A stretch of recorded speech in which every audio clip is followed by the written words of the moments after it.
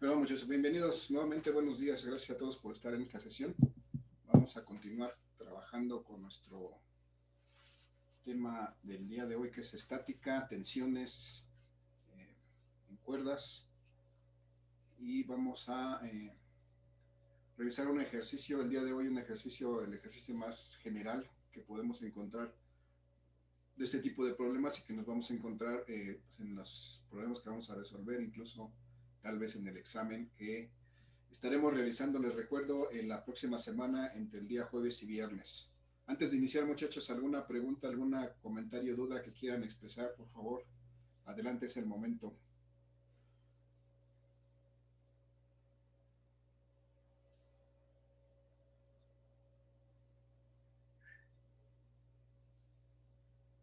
No hay dudas, preguntas, muchachos, comentarios, nada. No, profe, gracias. No, profe, gracias. Gracias, Barrera.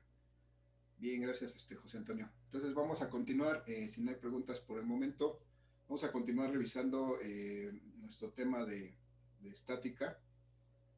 De hecho, el último ejercicio que vamos a hacer al respecto de este tema. En la próxima sesión, que es el día viernes, vamos a ver ya el siguiente tema, que es hasta ahí, hasta donde vendrá el examen de la próxima semana. El día de hoy vamos a revisar entonces otro ejercicio de tensiones o de estática de cuerpo rígido. Habíamos empezado a ver el tipo de ejercicios que íbamos a hacer en esta parte del curso. Vimos los conceptos del diagrama de cuerpo libre, cómo lo íbamos a poder emplear para resolver nuestros problemas. El concepto del equilibrio de cuerpo rígido, en este caso nos estábamos centrando en el equilibrio de traslación, en la primera condición de equilibrio, y esa es nuestra herramienta para poder resolver problemas de este tipo.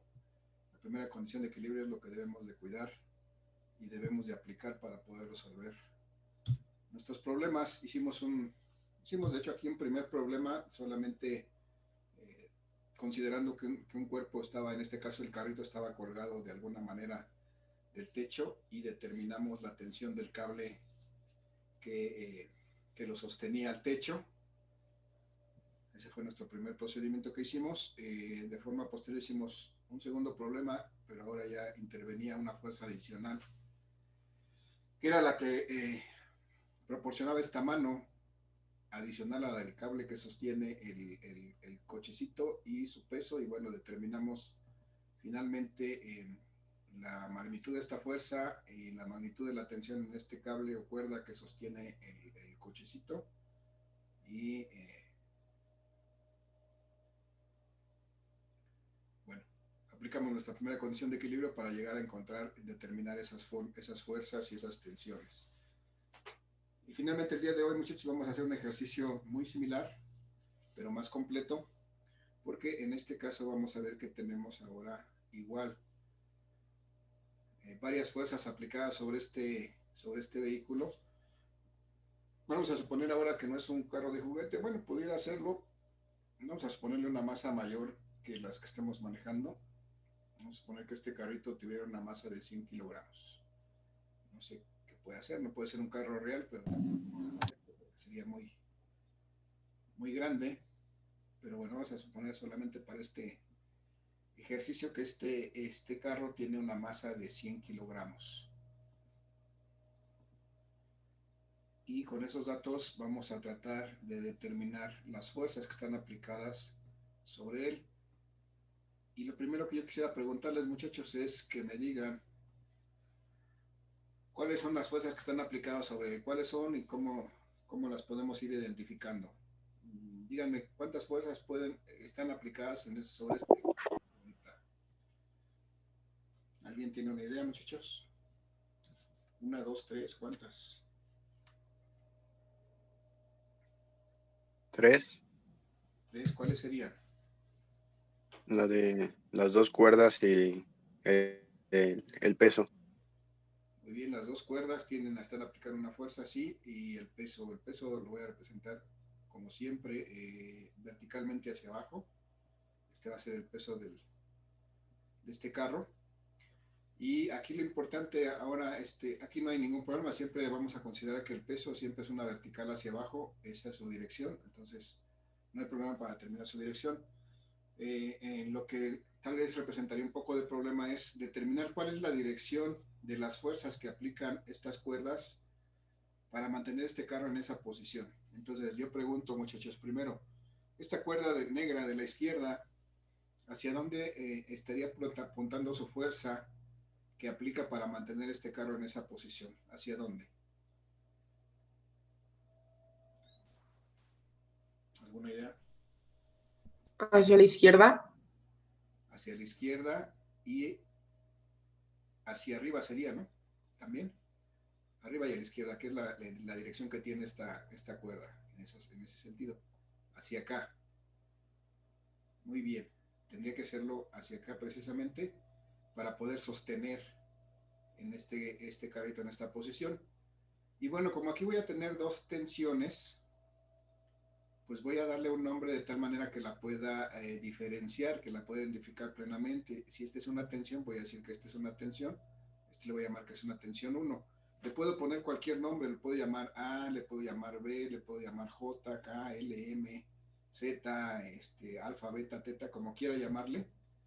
Simplemente porque es una tensión le digo que es una T, y como voy a tener más de una, pues le pongo un subíndice 1. Pero pudiera yo utilizar cualquier otra nomenclatura para representarla. Si finalmente es una fuerza que está ahí presente. Bien, entonces lo mismo voy a hacer con la fuerza que ejerce este cable, cuerda o lo que sea rojo que está sosteniendo a este vehículo en esta posición. La pregunta de nuevo es ¿hacia dónde apuntaría la fuerza que ejerce este cable rojo, cuerda o lo que sea? Hacia la izquierda. Hacia la izquierda. A ver, vamos a ver. Arriba a la derecha. Arriba a la derecha, ¿no? Tendría que jalar nuevamente o de alguna manera jalar a este coche para mantenerlo ahí, jalarlo hacia el techo para poder lograr que estuviera equilibrado y estuviera quieto en esa posición. Y le voy a dar a un nombre de tensión, y como es la segunda que estoy trabajando, pues le voy a llamar la tensión 2. Entonces eso es importante desde este punto o desde que traducimos de un enunciado a un dibujo, un esquema que me represente el problema que tengo que resolver. Y bueno, eso es lo primero que hago, ya está determinado. Lo siguiente en mi procedimiento es que tengo que trazar un diagrama de cuerpo libre. Como parte de ese diagrama de cuerpo libre, necesito trazar un esquema más simple que me represente esta misma situación, en donde yo represente las fuerzas y algunos de los datos adicionales que tengo aquí. Por ejemplo, los ángulos, es importante. Y entonces voy a hacer ese esquema más simple, representando este vehículo ahora simplemente como un cuadrito, ¿no? Pudiera ser un círculo, o pudiera ser un punto incluso. Este representa este cuerpo, y voy a representar ahí las fuerzas que están actuando sobre él. En este caso, el peso, para acá la tensión 1, y para acá la tensión 2.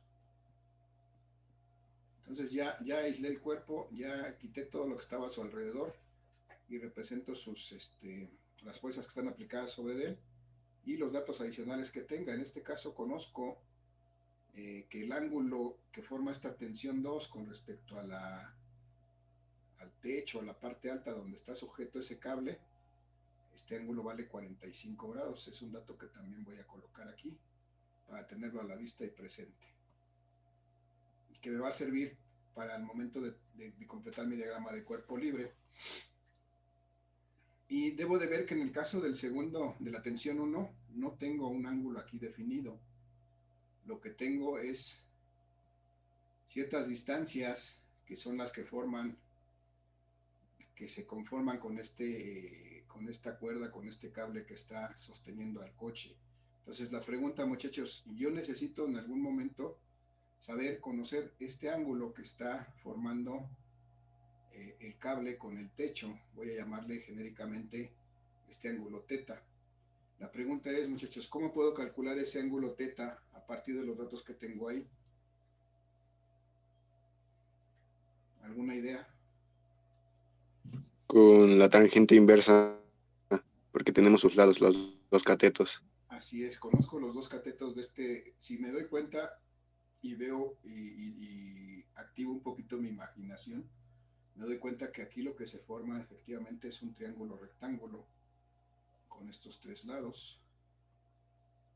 Y entonces, efectivamente, como nos dice José Antonio, pues si yo quiero encontrar el valor de este ángulo, pues conozco los dos catetos de este triángulo rectángulo que se formó. Y efectivamente la función tangente es una función ideal para eso, porque si yo no mal me acuerdo, puedo determinar un ángulo si calculo la tangente inversa, es decir, la tangente a la menos 1 de alguna relación entre los catetos. ¿Cuál entre cuál, muchachos? ¿Cuánto entre cuánto? ¿Alguna idea, muchachos? ¿Alguien que se acuerde? ¿Cómo está definida la tangente? Con Opuesto la entre coca. adyacente. Sí, yo siempre me acuerdo igual de la coca, muchachos. Si me acuerdo de la coca, entonces Coca, sí. es el cateto opuesto entre el cateto adyacente. Eso es la coca. Y entonces, pues eso ya me permite decir que ese ángulo teta va a ser igual a la tangente inversa, la tangente a la menos 1 del cateto opuesto. Si es el ángulo que yo quiero, este es el cateto opuesto, 3 metros. Y el otro, que está arriba a 4 metros, va a ser el cateto adyacente. Y entonces, si yo calculo esto, puedo encontrar el ángulo. 3 entre 4 me va a dar 0.75, si no mal me acuerdo. Y entonces la tangente a la teta, el ángulo teta va a ser igual a la tangente a la menos 1 de 0.75. ¿Alguien me puede decir cuánto es la tangente a la menos 1 de 0.75? Por favor, muchachos, apóyenme con sus calculadoras.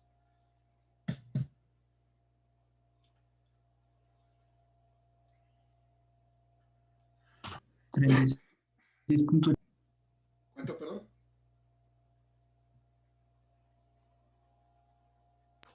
36.860. Ok, 36.800 y algo. Vamos a dejarlo en 36.86. ¿Les parece bien? Es un ángulo con dos decimales. Será suficiente. 36.86 grados. Ese es el valor del ángulo que forma esta cuerda con respecto a la horizontal, que es el techo de donde está sosteniendo esa cuerda. 36.86.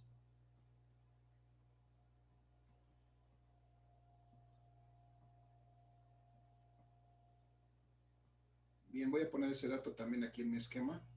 Ahorita que ya lo encontré, voy a ponerlo aquí, que aquí tengo un ángulo de 36.86 grados.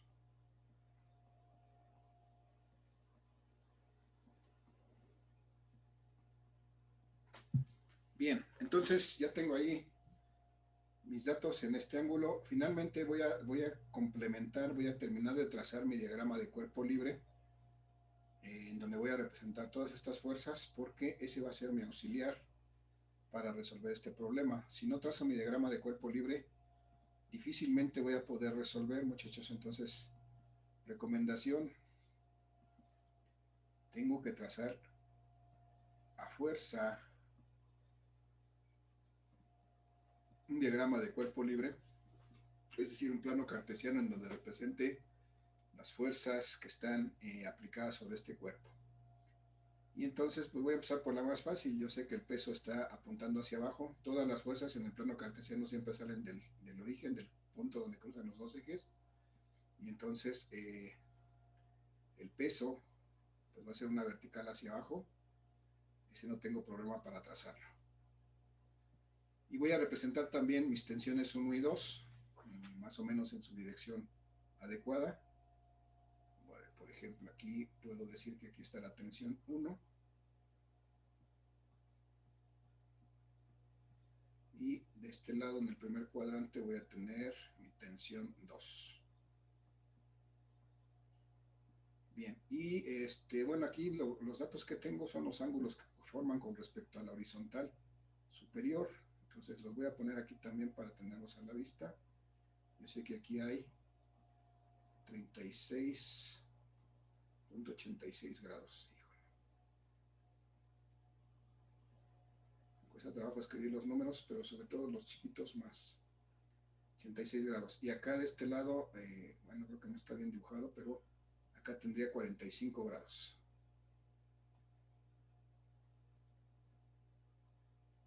Bien, y entonces, muchachos, tengo que darme cuenta que cuando yo pongo estos vectores en un plano cartesiano, los ángulos que conozco no me sirven, porque los que yo debo de conocer y me sirven son los que conforman esto con respecto al eje X. ¿Sí? Me sirven este y este. Entonces necesito determinar esos ángulos, muchachos. ¿Alguien me puede decir, por ejemplo, para este caso de la tensión 2, cuánto vale este ángulo que acabo de marcar aquí? Este que voy a marcar ahora con morado.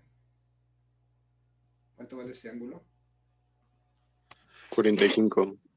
45. ¿Por qué razón, José Antonio?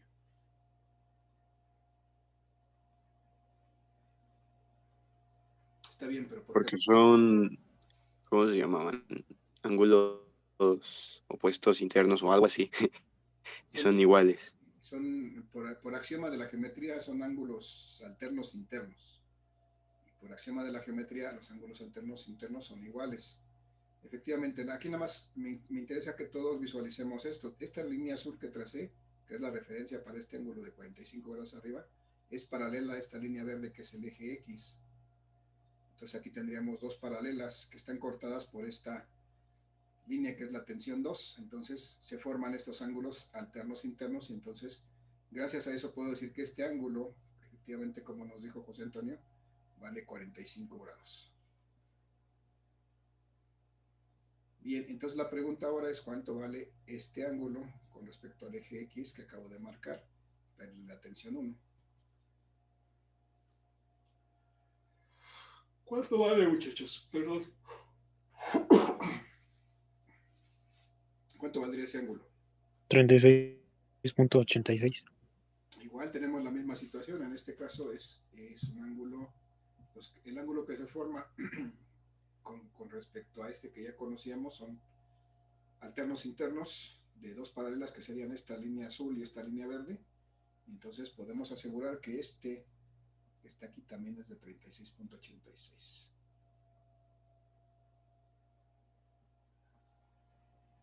¿Y cómo cuesta trabajo escribirlo? Bueno, 36.86.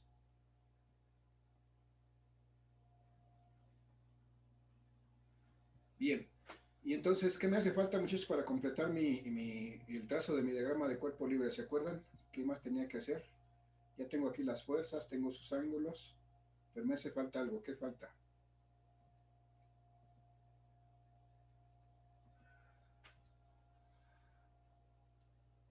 ¿Alguien se acuerda, muchachos? ¿Alguna idea? Pasarlos a forma unitaria. Podríamos hacerlo así, pero no, antes de, o sea, para pasarlos a forma unitaria precisamente tendríamos que hacer algo antes. Gráficamente, ¿qué tendríamos que hacer aquí? Voy a regresar un poquito a la anterior y vean qué nos falta en ese diagrama de cuerpo libre que ya hicimos aquí. A sacar los ángulos de los vectores. Los ángulos de los vectores, sí, pero falta también esto, encontrar las componentes, ¿no? Esa es la parte importante. Porque como yo voy a sumar fuerzas en el eje X y en el eje Y, necesito que todas mis fuerzas estén efectivamente representadas sobre el eje X y el eje Y. Tengo aquí estas tensiones 1 y 2 que no están sobre el eje X y sobre el eje Y. Entonces, para poderlas resolver, yo necesito que estas, o sus componentes más bien de estas fuerzas, estén representadas sobre el eje X y Y para poderlas operar. Entonces, lo que sigue es que si ya tengo trazadas aquí mis fuerzas, lo que sigue es que tengo que proyectarlas hacia los ejes para encontrar sus componentes. En este caso voy a proyectar esta sobre el eje X y aquí cuando lo hago voy a encontrar su componente en el eje X.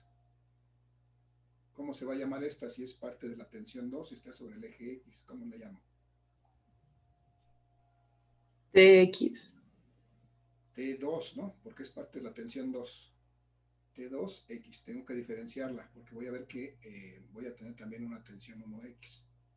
Bueno, si esa misma tensión 2 yo la proyecto hacia el eje Y, voy a encontrar su componente en el eje Y, que en su conjunto estas dos me van a dar el mismo efecto que esta T2, y esta la voy a trazar aquí. ¿Cómo se llamaría esta que acabo de trazar?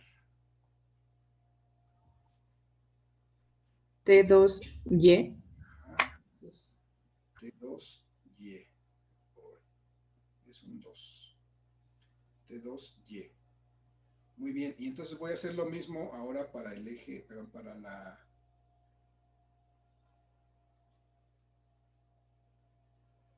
Voy a hacer lo mismo para la tensión 1. La voy a proyectar hacia el eje X, en este caso hacia el eje Y, y en este caso hacia el eje X. Y cuando hago eso, bueno, aquí en el eje X va a aparecer esta componente de la tensión 1. Y como está en el eje X, pues esta va a ser la tensión 1 en el eje X. Y va a aparecer también esta componente de esta tensión 1 aquí sobre el eje, que es una componente de la tensión 1 pero en el eje Y, y pues le voy a llamar así, tensión 1Y. Entonces esto es importante, muchachos, esta parte es importante porque cuando yo aplico la primera condición de equilibrio, lo que hago es sumar vectores colineales, vectores que están siempre sobre los ejes Y o sobre los ejes X. Si tengo fuerzas que tienen una cierta inclinación, no las puedo sumar directamente aquí. Entonces eso es lo importante de esta parte. Tengo que representar las componentes de estas fuerzas inclinadas siempre sobre el diagrama de cuerpo libre para poder resolver este tipo de problemas. Entonces ahora sí ya tengo mi diagrama de cuerpo libre completo, ya está mi diagrama de cuerpo libre. Una vez que lo he terminado, ya puedo proceder con lo que sigue. ¿Qué seguiría, muchachos? ¿Alguna idea? Apóyenme. Necesito que este cuerpo esté quietecito, que esté estático en esa posición. ¿Qué me asegura eso? Pues sumar las fuerzas e igualarlas a cero. Muy bien, sumar las fuerzas e igualarlas a cero. Eso me implica que se debe de cumplir lo que yo llamo la primera condición de equilibrio. Entonces, el siguiente paso es precisamente ese, aplicar la primera condición de equilibrio.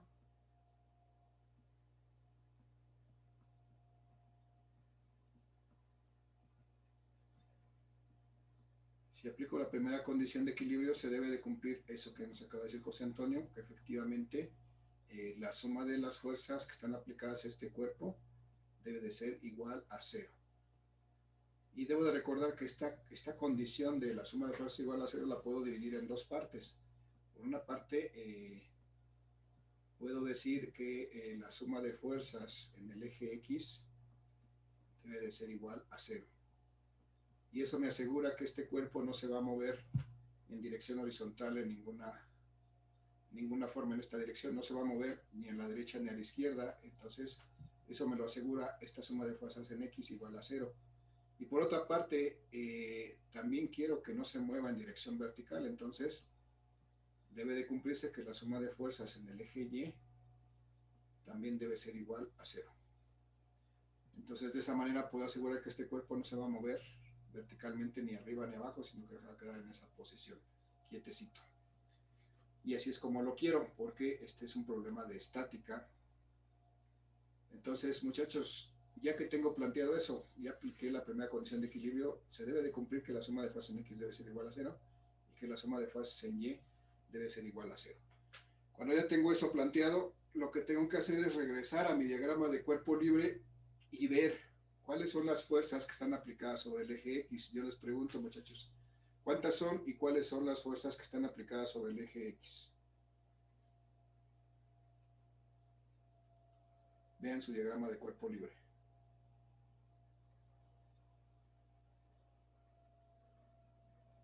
Son dos. Sí, La componente en X de T1 y la componente en X de T2. ok.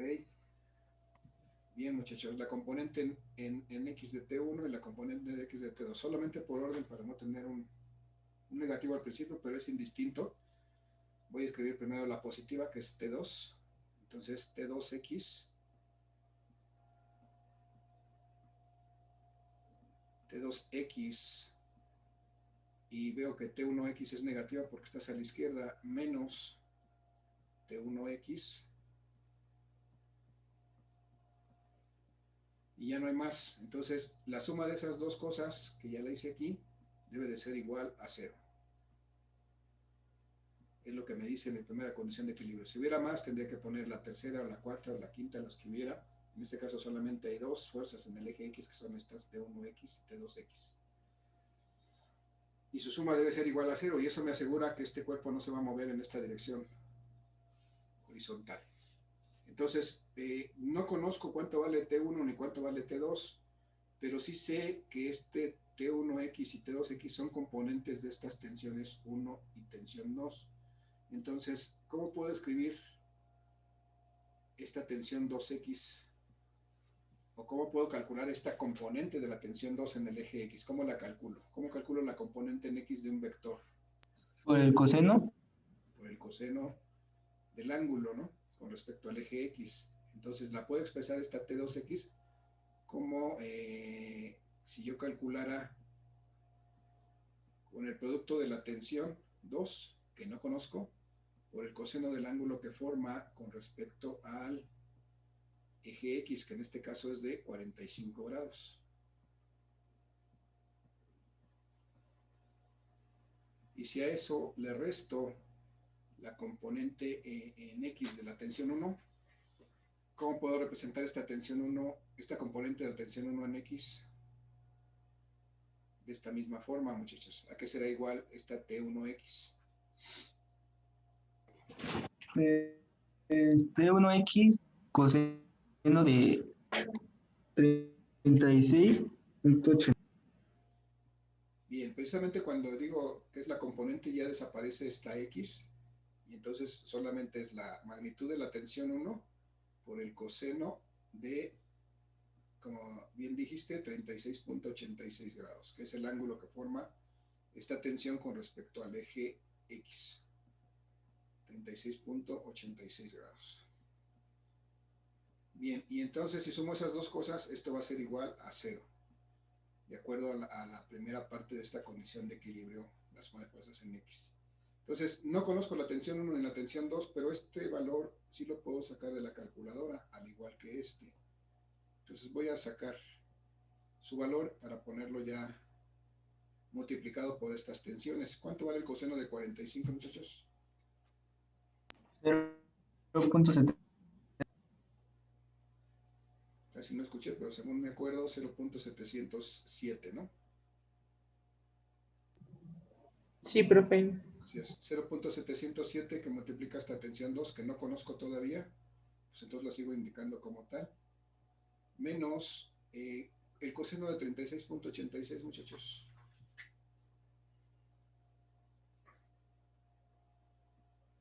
¿0.qué? 0.800. 800, 0.8, ¿no? 0.8 multiplicado por esta tensión 1 que tampoco conozco, y esa suma de esas dos cosas me debe ser igual a 0. Entonces, cuando llego a este punto, muchachos, me debo de dar cuenta que tengo una ecuación que tiene dos incógnitas y que por más que quiera, por más que le busque, no voy a poder resolver. Porque si yo tengo una ecuación con dos incógnitas, es algo que no se puede resolver. Para que yo pueda resolver esta ecuación que tiene dos incógnitas, necesitaría tener dos ecuaciones. Entonces, hasta aquí lo único que he hecho es llegar a encontrar una primera ecuación que me representa este problema.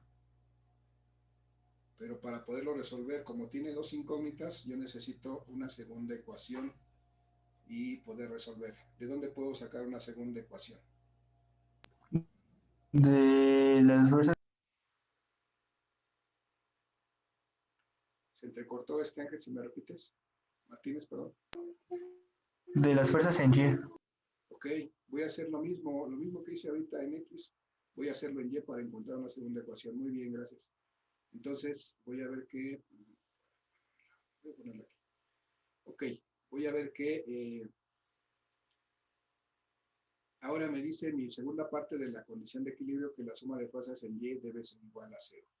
Entonces, haciéndole caso, voy a ver esto. Si la suma de fuerzas en Y debe ser igual a 0, yo pregunto, muchachos, de mi diagrama de cuerpo libre, ¿cuáles son las fuerzas, que tengo en el eje Y? ¿Cuáles y cuántas y cuáles son? Son 2. A ver, vamos a verlo bien. ¿Cuántas? En el eje Y, en el eje vertical. ¿Cuántas hay ahí? 3. 3, Hay 3, ¿no? 3. Sería la componente en tensión 1, que sería la componente en Y de la tensión 2, que sería T2Y, y el peso que también estaría ahí, pero verticalmente hacia abajo. Entonces, esas 3 yo las tengo que sumar y su suma me debe dar igual a 0. Entonces, voy a poner las dos positivas, que son las que están hacia arriba del eje Y, 1Y, T1Y, y luego más, que también es porque también es positiva, T2Y, y luego menos W, que es el peso, menos porque está dirigida hacia abajo, hacia el sentido negativo del eje Y, y son todas las que hay, y si yo las sumo de acuerdo con esta condición de equilibrio, su suma debe ser igual a 0. Nuevamente llego aquí, que en este caso esta es la componente de la tensión 1 en el eje Y, como en este caso esta era la componente de la tensión 2 en el eje X. ¿Cómo la represento? ¿Cómo calculo esta componente, muchachos? TY por el seno de 1, por el ángulo. Ajá, TY, ¿cuál? Pero ¿cuál? Más bien, más que TY es esta tensión 1 en este caso. Por él, me dijeron el seno Sí, por el seno. de ¿cuánto? 36.86. No, chécale bien cuál es. Sí, la tensión 1 es 36.86. Perdón, muchachos, denme un minuto, por favor.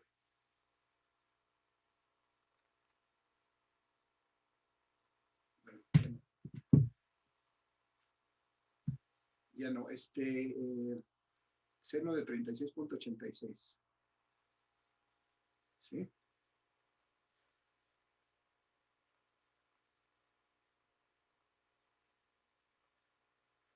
Esa es mi tensión.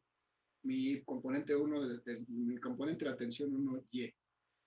Y luego le tengo que sumar la componente de la tensión 2 también en el eje Y. ¿Cómo la represento esa? ¿Cómo la calculo? Igual en la misma idea, ¿cuánto es? ¿A qué será igual? T2Y.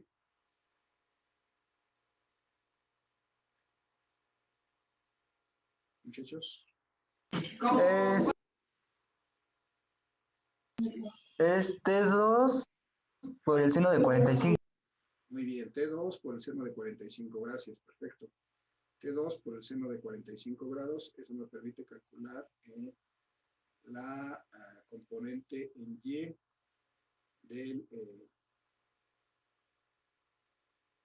la tensión 2. Y luego le resto el peso y eso va a ser igual a 0.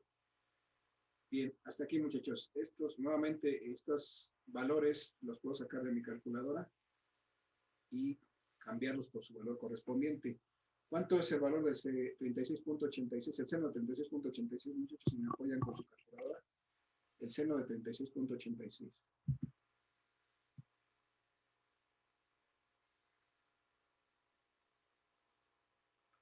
¿Cuánto vale? 0.50. Ya no escuché más que el 5, 0.50 y qué.